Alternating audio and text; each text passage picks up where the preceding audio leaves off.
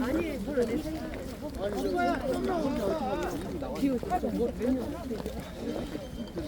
나도.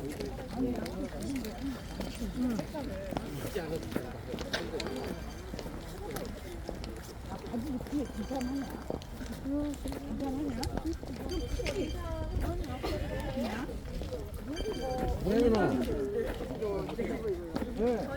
저희는 인사드리고 시작하겠습니다. 저는 공주시 해설사 천영란이라고 합니다. 반갑습니다. 네, 저희는 금강팀은 요 모형관 안으로 먼저 들어갈 거거든요. 그런데 모형관이에요, 말 그대로. 실제 고분은 어디 있냐면 이 모형관 뒤쪽으로 나무 보이시죠? 네. 이 나무 뒤쪽에 고분이 있어요. 고분이 7개의 고분이 있는데 그것이 바로 백제 왕족, 왕과 왕족의 고분군이거든요. 근데 지금은 내부를 들어가실 수가 없어요. 보호를 위해서 완전히 폐쇄를 했고 그 대신 여기 모형관을 만들어서 여기에서 5호분, 6호분, 7개 중에서 모령왕 이렇게 3개를 보실 수가 있거든요. 네, 그래서 저희가 모형관 안으로 들어가서 설명드리도록 할게요. 네, 금강팀 먼저, 나머지 팀은 여기다 좀 기다려주세요. 금강팀. 오리.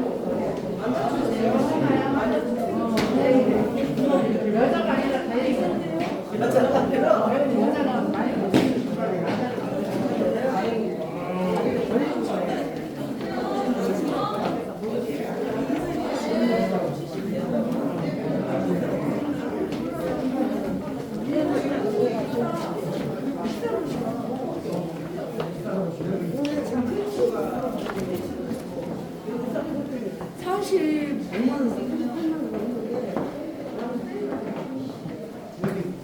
유원동으로 갈 거야? 여기 어디가 있다? 유원동으로 99% 갔잖아.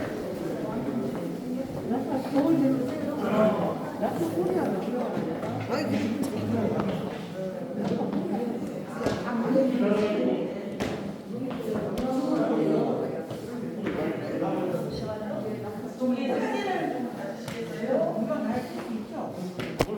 저희가 실제 고분에 못 들어가기 때문에 사진을 보여주려고 하거든요. 세 발짝만 오른쪽으로 볼게요. 하나, 둘, 셋, 넷. 아마 공주 오시면서 이것이 백제의 왕조, 백제 두 번째 수도였던 곳이라는 거는 아마 다 알고 오셨을 것 같고요. 그래서 백제 오실 때 필수 코스로 보시는 곳이 5대 동진 시기에 5분의 왕이 계셨거든요. 그 왕하고 왕족이 계시던 공산성, 왕성입니다. 그리고 그분들이 돌아가셨을 때 모셔졌던 왕릉, 이렇게 두 곳은 거의 필수적으로 보시거든요. 네. 그래서 이미 다 알고 오신 것 같은 눈빛인데요. 네. 백제가 700년의 역사를 가지고 있죠. 온조가 기원전 18년에 백제를 건국하고 660년 의자왕 때까지 700년의 역사를 가지고 있는데요. 이 700년의 역사에서 수도가 3곳이 있습니다. 첫 번째 수도는 지금의 서울. 거기에서 700년 중에서 한 500년을 있었어요. 그리고 475년에 수도를 다시 한번 옮기는데 그때 옮긴 곳이 바로 이곳이에요. 그때는 공주가 아니라 웅진이라고 불렸거든요. 그래서 웅진 도읍기라고 부릅니다. 백제 31분의 왕 중에서 22대 문조왕부터 26대 성왕 때까지 5분의 왕이 이곳에서 63년 동안 제위를 하셨는데요. 그때 5분의 그 웅진 도읍기의 5분의 왕과 왕족의 고분군이라고 말씀을 드릴 수가 있습니다. 그런데 이 고분군이 발견된 게 1920년대, 30년대예요.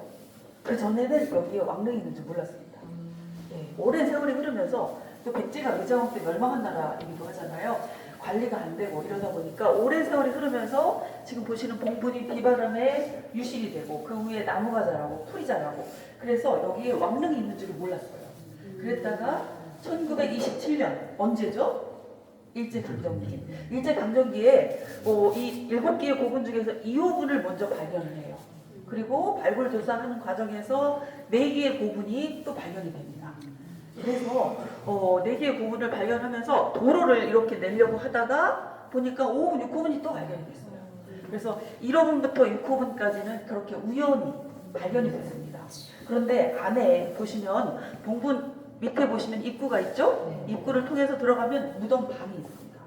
그 방에다가 돌아가신 분을 모시고 그리고 그 시신만 모시는 게 아니라 또 뭘 모시죠?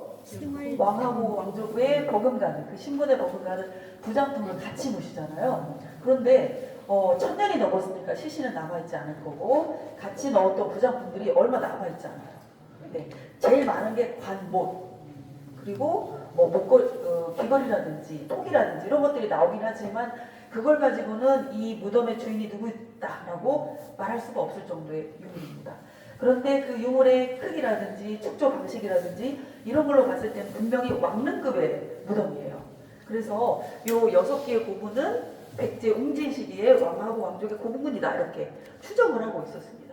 그리고 이름을 붙일 수가 없잖아요. 그래서 1호분, 2호분, 3, 4, 5호분, 6호분 이렇게 번호를 붙여서 부르고 있었습니다. 그런데 요 뒤에 있는 요 고분 하나가 남아있죠. 요 무덤은 모르고 지나갔어요. 그때 당시에는 다 발굴조사하고 5호분, 6호분은 일반인들에게 개방이 돼서 실제 고분에 들어가고 이렇게 하는 와중에도 바로 뒤에 있던 이 고분은 땅속에 묻혀서 모르고 지나갔습니다. 그러다가 우연히 또 발견이 됐어요. 그게 누구의 무덤이죠? 어떻게 하셨죠? 5호분, 6호분은 일반인들에게 개방을 해서 그 안으로 많은 분들이 들어가다 보니까 이끼도 끼고 물도 새고 이런 문제가 발생을 한 거예요. 그런데 이제 해방이 되고 난 다음에 1971년에 그 문제를 해결하기 위해서 6호분 뒤쪽으로 배수로 공사를 하게 됐습니다. 1971년. 네, 배수로 공사를 하다가 뭔가 딱딱한 곳이 부딪혀가지고 땅속을 팠더니 그 안에서 새로운 무덤이 하나가 나온 거예요. 5대 백제의 왕릉이 나왔는데요. 전혀 도굴되지 않았어요.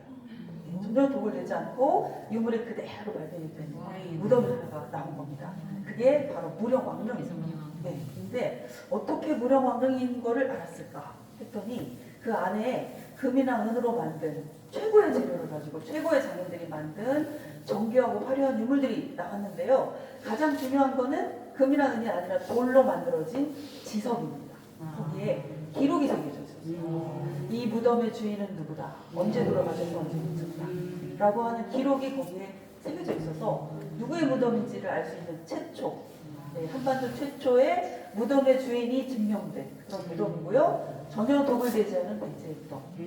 그래서 우리나라 역사에서 한 획을 긋는 그런 사건이 일어난 거죠.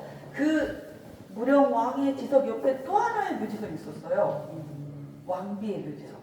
그러면은 무덤방 하나에 두 분을 모셨다는 거잖아요. 같은 날 돌아가셨을까요? 아니요. 아니겠죠. 무령왕은 523년에 돌아가셨는데 왕비는 526년에 돌아가셨습니다.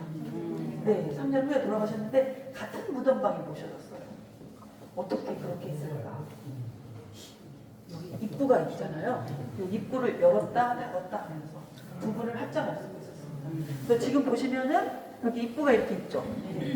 입구를 뭐라고 하냐면 널길이라고 합니다. 널길. 관이 들어가는 길.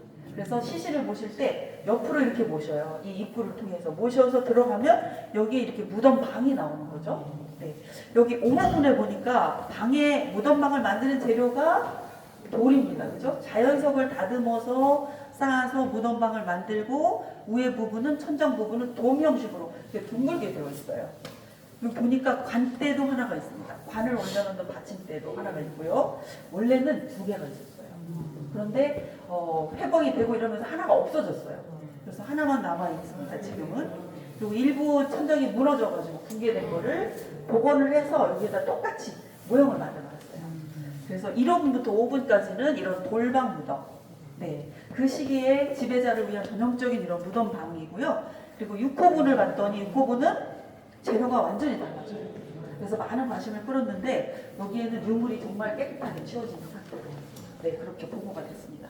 그래서 6호분은 저희가 인원이 다 들어갈 수 있어서 들어가서 한번 설명을 드리고요. 5호분은 약간 이 인원이 다 들어가시기에는 조금 어려울 것 같아서 나중에 설명을 다 마친 다음에 자유시간을 드릴게요.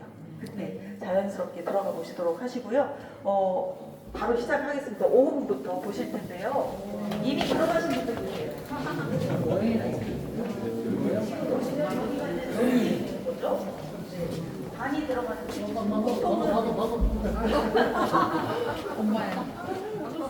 머리 조심. 너무 비어서 가냐? 무덤 안에서 뭔가가 나오고 있습니다.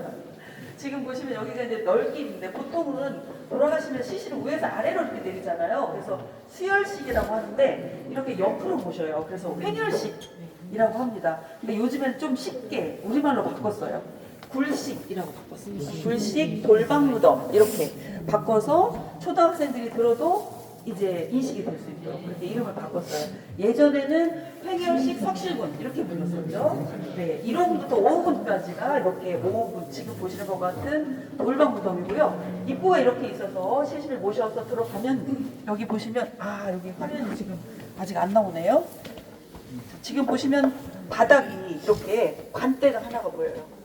그죠? 관대가 일부만 보여요. 또 원래는 2개가 있었습니다.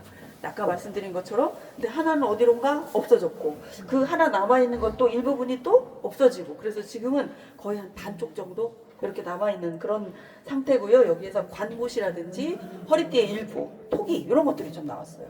그래서 이 유물을 가지고는 누구의 무덤이다 라고 확정할 수가 없습니다만 지금 보시는 것처럼 그 시기에 이렇게 돌을 쌓아서 방을 만들고 그 돌 틈 사이사이를 회라고 그래가지고 강회 아시죠? 요즘에도 뿌리잖아요. 무덤에다가 이렇게 물에다 개가지고 뿌리면 거기에 풀뿌리라든지 이런 것들이 들어오지 못하고 벌레 같은 것들도 들어오지 못하도록 지금도 쓰고 있는 그 강회를 요 사이사이 틈을 다 메꿨어요.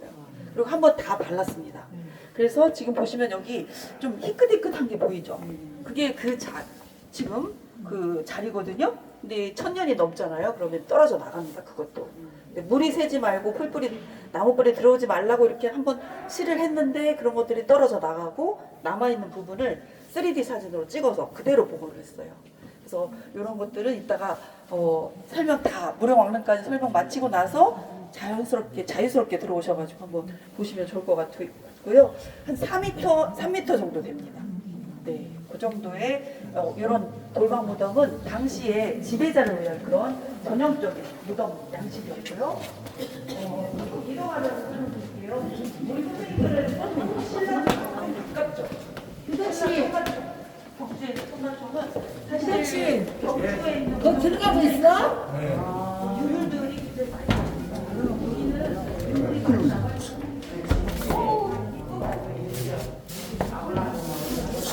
이 고름산이라고. 이거 지금 자연도를 깎아서 한 거예요.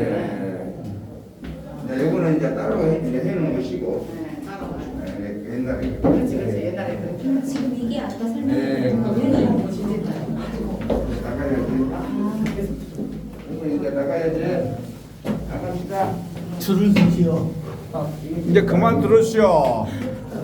이제 나갑시다. 나갑시다.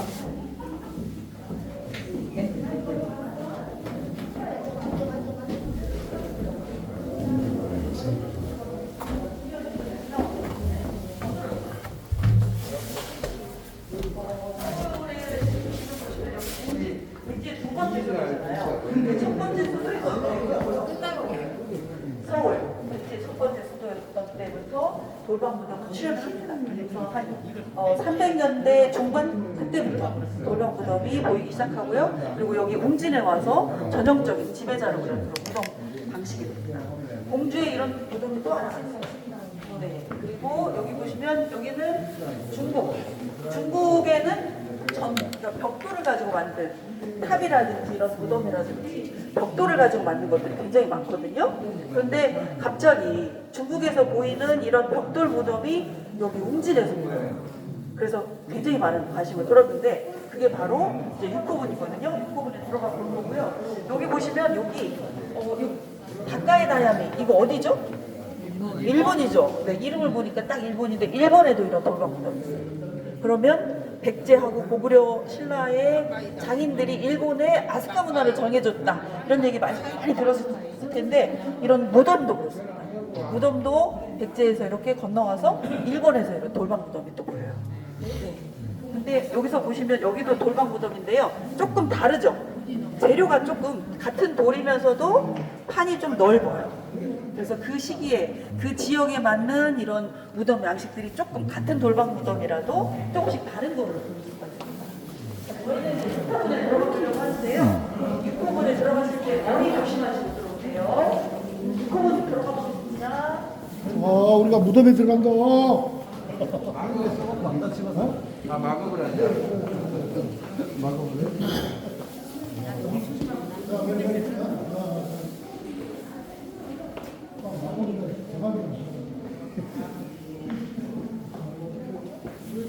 엄마야 6호분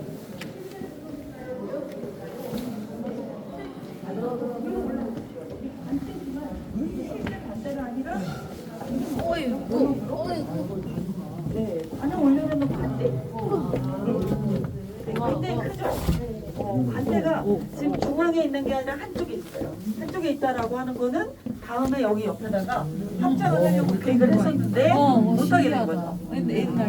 그래서 위로 올라오셔도 됩니다. 뒤에 아직 못 올라오셔서 올라가기가 괜찮아요. 모양이라서. 네. 그리고 그러면 이렇게 관이 이렇게 큰 거, 관대가 이만큼 크다는 거는 네, 사람이 컸다라는 걸까? 그런데 그 관 안에다가 또 뭘 넣어요? 시신만 넣는 게 아니라 거기다가 그 시신 신분에 걸맞는 걸 넣거든요. 그렇기 때문에 키가 이만큼 컸다라고 보기는 단정하기는 좀 어렵습니다. 여기 몇 호분이냐면 6호분이에요. 지금 5호분까지 1호분부터 5호분까지는 돌방 무덤이었어요.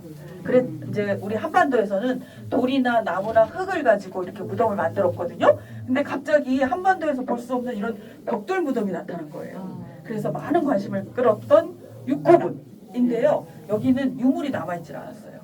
가르베 지온이라고 하는 일본어 교사가 당시 지금 공주고등학교, 당시에는 공주 보통고등학교 일본어 선생이었던 가르베 지온이라고 하는 사람이 이미 이 6호분을 조사를 하고 난 다음에 총독부에다가 보고를 했어요.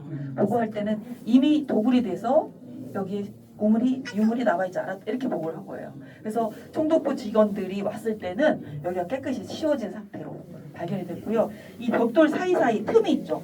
여기에서 유리구슬이라든지 이런 것들만 조금 수습이 됐어요.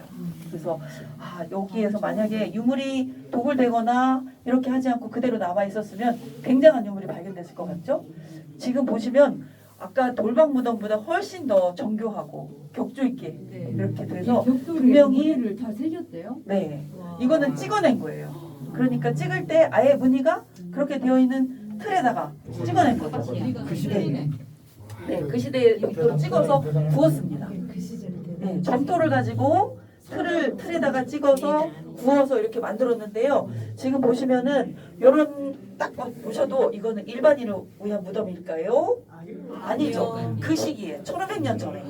네, 그러니까 분명히 그 전까지 돌방 무덤을 가지고 지배자의 무덤이다. 그리고 이곳은 백제의 5분의 왕이 계셨던 곳이니까 그 왕과 왕족의 공군이다라고 추정만 하다가 이 6호문이 발견이 되면서 이제 특정을 할 수가 있게 됐어요. 분명히 이것은 왕릉급이 틀림없다.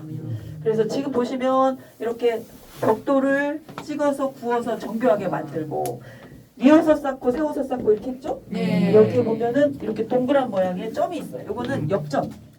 역점 무늬를 나타낸 걸로 봐요. 돈으로 이렇게 도배가 됐어요. 대차 그러네. 네. 그리고 유물은 없지만 여기 보시면 여기 뭐가 있었을까? 유물이 없으니까 촛불 같은 거. 네. 근데 이 6호분을 조사했던 가르베 지오는 뭐라고 추정을 했냐면 여기에 불감, 부처님의 돌상이 혹시 조그마한 돌상이 여기에 모셔져 있지 않았을까라고 추정을 했어요. 그런데 나중에 1971년에 무령왕릉이 발견이 됐잖아요. 몇십 년 후에. 근데 무령왕릉 발견했더니 똑같은 벽돌 무덤에다가 벽에 이런 게 있어요. 근데 이 안에 뭐가 있었냐면 등잔이 있었습니다. 여기보다 크기가 커요. 크기가 크고 등잔이 들어있었고 여기 끄름이 또 남아 있었어요. 그래서 아 여기에다가 불을 밝히는 그런 용도로 썼겠구나라고 무령왕릉을 통해서 여기를 추정을 하게 된 거죠. 네, 그래서 지금 보시면 바닥에서부터 벽돌이 좀 다르죠. 네, 바닥에 들어가는 거, 벽에 들어가는 거, 또 등감하는 거, 요거는 가창이라고 해서 가짜 창문이에요. 창문도 만들고 불도 밝히고 이렇게 한 거죠. 지하에서 상징적으로 실제 열 수는 없잖아요. 그러니까 상징적으로 이렇게 만들었고 아치형으로 이렇게 만들기 위해서는 이 천정에 들어가는 벽돌은 또 특별하게 만들었어요. 쏟아지지 않도록. 위에는 또 흙을 덮었거든요. 바깥쪽에. 그 흙의 무게를 견딜 수 있도록 만들어야 되잖아요. 그래서 아치형으로 만들고 벽돌의 모양 자체를 또 다르게 했습니다. 그래서 무령왕릉에 가서도 말씀드리겠지만 이렇게 여기는 보이는 쪽은 좁고 안쪽은 넓고 이런 식으로 해서 맞대어서 쌓으면 서로 맞물려가지고 떨어지지 않도록 네 그렇게 만들었습니다. 자 이제 무령왕릉으로 이동할게요.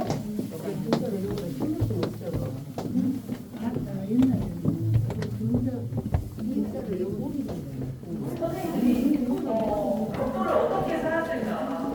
벽돌의 모양은 다르겠지만 어떻게 쌓았을까? 이렇게 또 생각하실 텐데 이 그림을 보면 이해가 되실 거예요. 지금 벽돌을 쌓기 전에 이렇게 틀을 만들어요. 나무 틀을 빼고 그 나무 틀 위에다가 벽돌을 놓고 다 쌓은 다음에 나무 틀을 빼도 떨어지지 않는 거예요. 서로 벽돌이 맞물리기 때문에 그렇게 해서 쌓았습니다. 그리고 겉에는 바깥 부분 또 흙을 덮고 그랬을 것이다.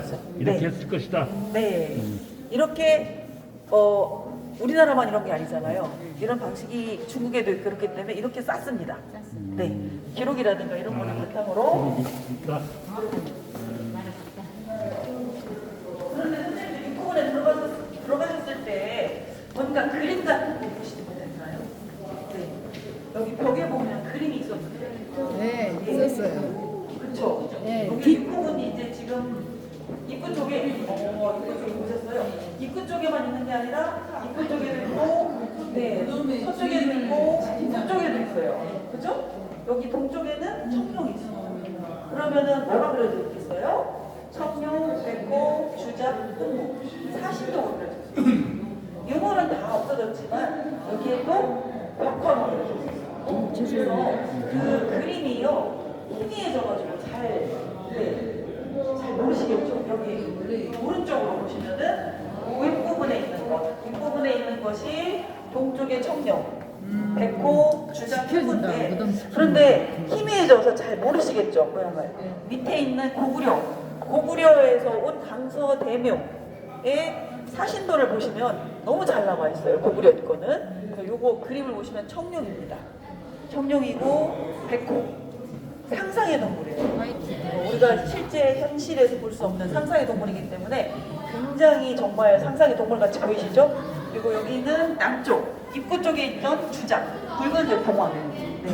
태평 성대에만 한 번씩 나타난다라고 하는 상상의 동물들이죠. 북쪽에는 현무가 있고 근데 이 사신도는 동서남북을 각각 뜻하기도 하고요. 봄, 여름, 가을, 겨울을 뜻하기도 하고 또 하늘에 있는 28개의 별자리의 모양을 예전에 농사 지을 때 하늘을 보면서 별자리를 보고 농사의 적기를 인식을 했잖아요. 그런데 그거를 좀 쉽게 인식하기 위해서 이런 상상의 동물을 비슷한 그 별자리 모양과 비슷한 상상의 동물을 만들었던 것이죠. 그런데 이 사신도는 우주의 질서를 지킨다라고 믿어지는 그런 동물이거든요. 아주 신성한 그런 동물이거든요. 그런데 그 사신도를 무덤 안에다가 그려놨어요. 그러면은 어떤 역할을 하라고 그려놨겠죠?